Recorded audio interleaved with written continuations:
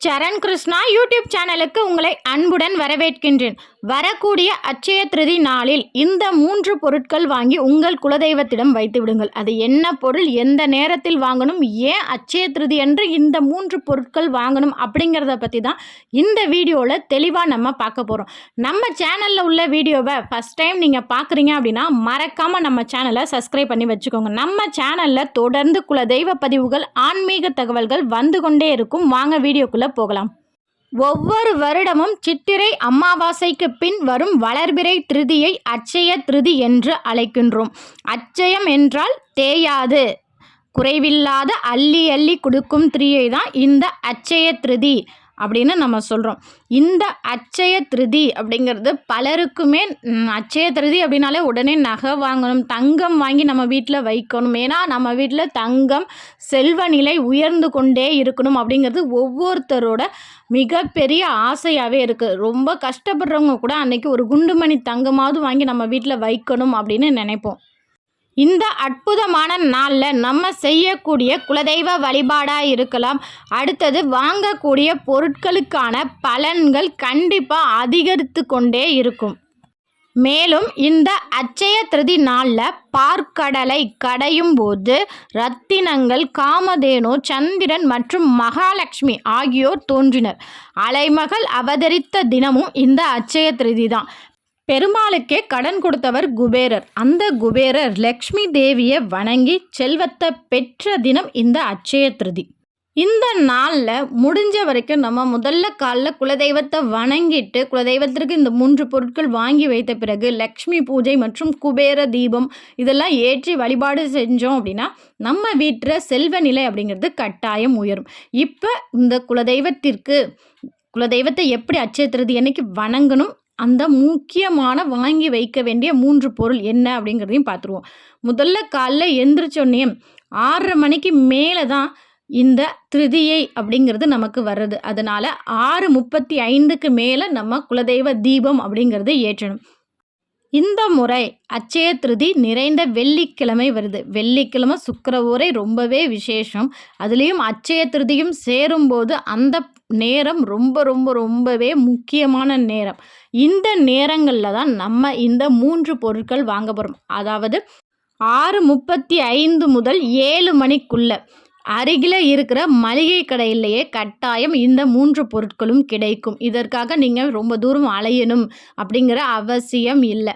இந்த 3 பொருட்கள் வாங்குறதுக்கு முன்னாடி காலைல நீங்கள் எழுந்ததும் 6:35க்கு உங்கள் வீட்டில் அனைத்து தீபங்களும் ஏற்றி விடுங்க. குறிப்பாக உங்கள் குலதெய்வ தீபமும் ஏற்றி விடுங்க.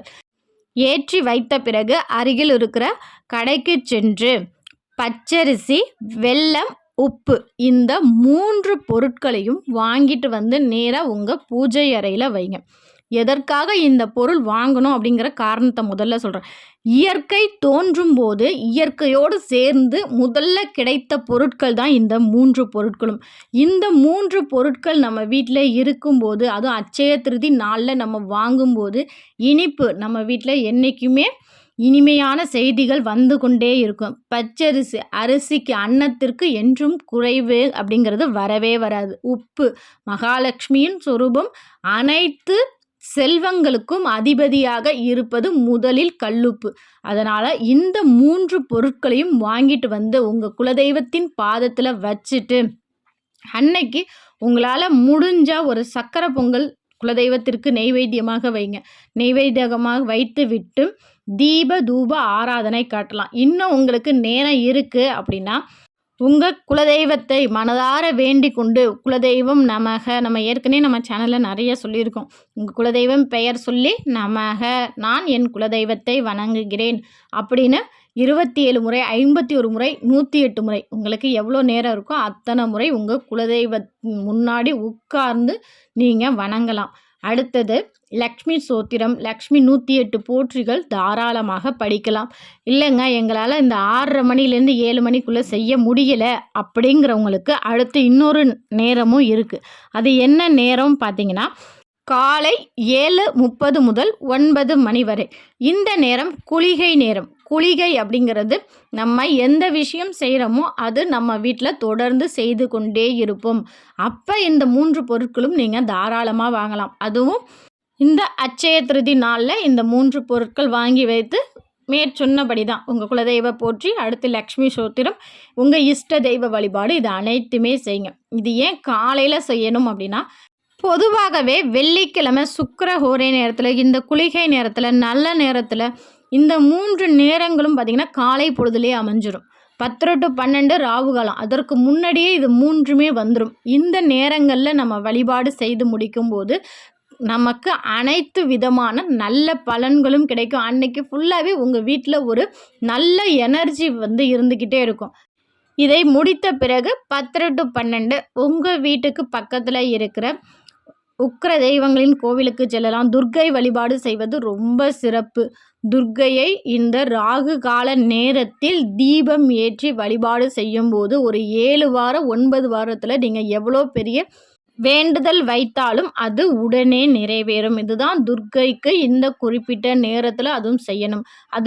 இதுலேயும் ஒரு சூட்சமம் இருக்குது. அது என்னன்னு பார்த்தீங்கன்னா, 10 to 12 அப்படிங்கிறது ராகு காலத்திற்கான நேரம். அந்த 11லிருந்து 12 அப்படிங்கிறது சித்தர்கள் வழிபடும் இந்த ராகு கால நேரம். சித்தர்கள்லாம் அந்த ராகு காலம் முடிகிற அந்த அரை மணி நேரம் இருக்குது பார்த்தீங்களா, அந்த நேரத்தில் தான் வழிபாடு செய்வாங்களாம். ஏன்னா அதற்கு இன்னுமே ஆற்றல் அதிகம் அப்படின்னு. நீங்களும் கட்டாயம் உங்கள் வீட்டுக்கு பக்கத்தில் துர்க்கை கோயிலாக இருந்துச்சுன்னா இந்த 11லேருந்து 12 மணிக்குள்ளே சென்று விளக்கேற்றி வழிபாடு செய்து பாருங்கள். கண்டிப்பாக உங்கள் வேண்டுதல் விரைவில் நிறைவேறும். எந்த கோயிலுக்கு செல்லும் போதும் நம்ம வீட்டில் குலதெய்வத்தை வழிபாடு செய்து விட்டுட்டு நீங்கள் போகணும். ஏன்னா வீட்டில் குலதெய்வத்திடம் அனுமதி வாங்கி வீட்டில் விளக்கேற்றி வச்சுட்டு நம்ம போகும்போது மற்ற தெய்வங்களின் அனுகிரகம் நமக்கு எளிதாக கிடைக்கும். இந்த அட்சய திருதி நாளில் நிறைய தானங்கள் செய்வது ரொம்பவே சிறப்பு. அதில் என்னென்ன பொருட்கள் உங்களால் தானம் செய்ய முடியும், அதற்கான பலன்கள் என்ன அப்படிங்கிறதையும் நான் சொல்லிடுறேன். தயிர் சாதம் தானம் கொடுத்தால் ஆயுள் பெருகும். இனிப்பு பொருட்கள் தானம் கொடுத்தால் திருமண தடை அகலும். அரிசி, கோதுமை போன்ற தானியங்கள் தானம் கொடுத்தோம்னா ஒரு வீட்டில் அகால மரணம் வருது அப்படின்னா அது முற்றிலும் வரவே வராது. அடுத்தது, இந்த நாளில் நம்ம செய்யக்கூடிய அன்னதானம் நம்ம இறைவனுக்கே அன்னமிட்ட பலனை நமக்கு பெற்றுத்தரும். குடும்பத்தில் கட்டாயம் வறுமை அப்படிங்கிறது நீங்கும். இதெல்லாம் எங்களால் முடியாதுங்க, இவ்வளோ பெரிய தானங்கள்லாம் எங்களால் செய்ய முடியாது அப்படின்னா உங்கள் வீட்டுக்கு பக்கத்தில் இருக்கிற கால்நடைகளுக்கு தீவனம் அளித்தால் வாழ்வு வளம் பெருகும். கண்டிப்பாக இந்த தானங்களில் உங்களால் என்ன செய்ய முடியுமோ, உங்களோட வாழ்க்கையில் என்ன செய்ய முடியுமோ அதை நீங்கள் கட்டாயம் பின்பற்றுங்க. அந்த நாளில் உங்களால் முடிஞ்ச வரைக்கும் எளிய பொருட்கள் தானம் கொடுத்துவாங்க. இன்னுமே அட்சய திருதி நாளை பற்றி நிறைய விஷயங்கள் நம்ம சேனலில் தொடர்ந்து வீடியோவாக போட இருக்கிறோம். அதனால் மறக்காமல் நம்ம சேனலை சப்ஸ்கிரைப் பண்ணிவிட்டு பெல் ஐக்கானையும் கிளிக் பண்ணிக்கோங்க. அப்போ தான் நான் போடுற வீடியோ உடனே உங்களுக்கு நோட்டிஃபிகேஷனாக வரும். கண்டிப்பாக இந்த வீடியோ உங்களுக்கு பயனுள்ளதாக இருக்கும் என்ற நம்பிக்கையில் மற்றொரு வீடியோவில் சந்திக்கிறேன். இந்த வீடியோ உங்களுக்கு பிடிச்சிருந்தால் லைக் பண்ணுங்கள், ஷேர் பண்ணுங்கள், மறக்காமல் சப்ஸ்கிரைப் பண்ணுங்கள். சரண் கிருஷ்ணா யூடியூப் சேனல். நன்றி, வணக்கம்.